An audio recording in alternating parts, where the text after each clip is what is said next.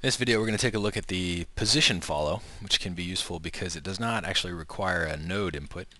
We're going to go ahead and create our couple rules. We'll create a particle draw. We're going to create a couple groups as well. Let's go ahead and use a red group and a green group. Okay, we're going to go ahead and use particle draw. What we'll do is we will draw we want to draw some red particles. Actually, we'll just draw one for now.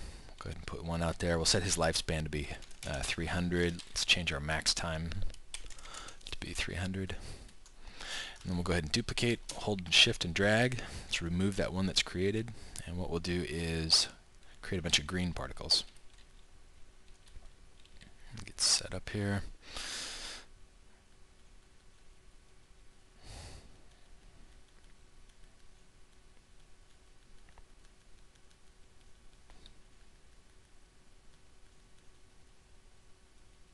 Okay, so just a bunch of particles. Let's go ahead and scrub, and we'll see that we've got one red and a bunch of green. Those green guys are also going to live for 300. That's good.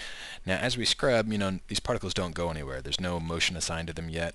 So let's go ahead and on the red particle, we're going to set something at his birth. We're going to use a standard velocity. Make that connection. Let's have him run out the Y direction.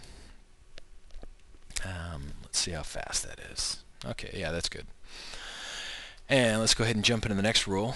Next rule, we're going to click it, give it a long click, and name it PositionFollow. And we're going to actually do a couple things here.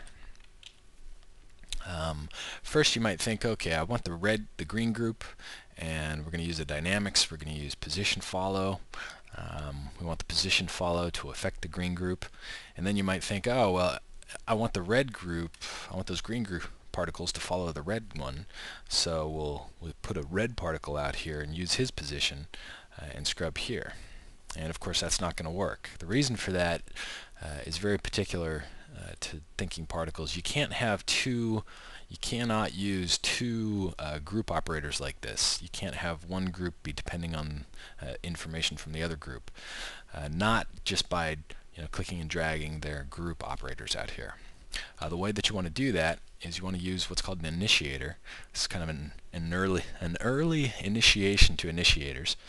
We'll go ahead and come to this category. It's under the operators. And what we're going to use is a PPassAB. PPassAB allows us to deal with two particle groups at a time, as well as all their children. And what we can do is say, okay, I want group A to be the red group, and group B to be the green group. And what we'll do then is we'll take a look. We've got green group. We want the green group to be using the PositionFollow. And we could have switched these around. It doesn't really matter at this point.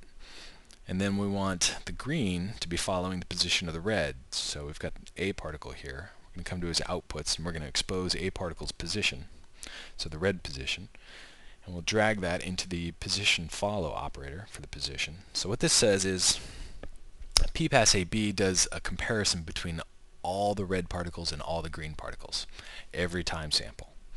And what's going to happen is A particle's position is going to be fed into this PositionFollow, and then the B particles are the ones who are going to follow that position. Right now you can see with PositionFollow selected we've got constant speed. This sets an actual velocity speed for those particles to follow that position. Let's just go ahead and see what happens.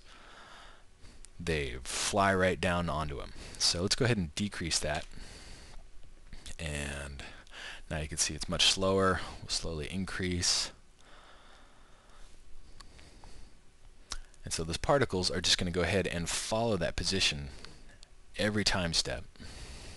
And again, the reason that we're able to get access to information between two particle groups is this PPassAB. It's very powerful, very useful. You'll use it all the time.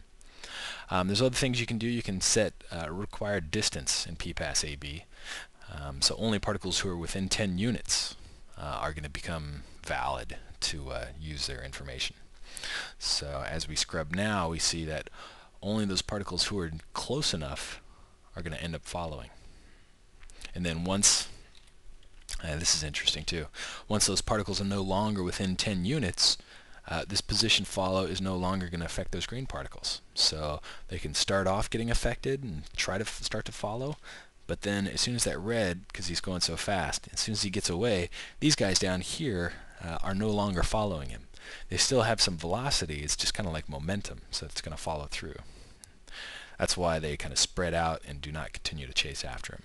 But if we increase this constant speed, we can get it to the point where, yeah, they're still coming right after him.